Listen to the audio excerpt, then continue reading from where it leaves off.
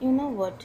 I have seen my biggest tough times. I faced my biggest tough times. Might be another most tough time going to come in my near days, and I have seen my happy times too. So I'm not afraid of anything now onwards. তবে হ্যাঁ, একটা কথা আমি বলতে রাজি আছি, একটা কথা আমি বলতে চাই, সেটা হচ্ছে যে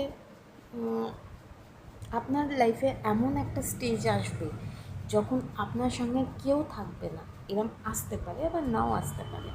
আমার জীবনে এসছে বলেই আমি সেটা শেয়ার করছি যে আপনার জীবনে এরম সময় আসবে যে আপনার লাইফে কেউ আসবে না, no one will be there for you, no one will be there to stand for you or with you.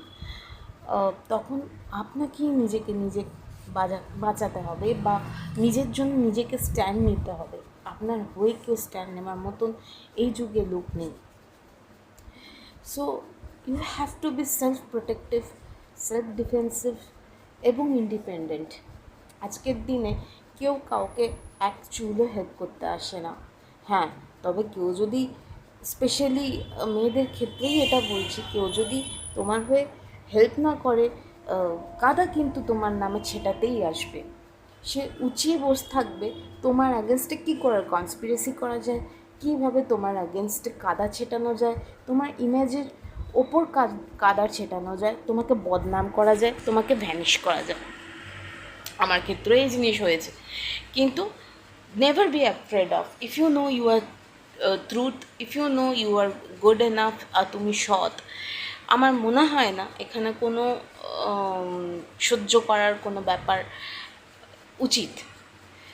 কোনো পৃথিবীর কারোর ওপর না ডিপেন্ড করা উচিত না যে কখন একজন শ্রীকৃষ্ণ আসবেন তোমার জীবনে এবং এসে সে তোমাকে বাঁচাবে। তোমাকে নিজেকে নিজে বাঁচাতে হবে, এটাই মরাল অফ দ্য লাইফ।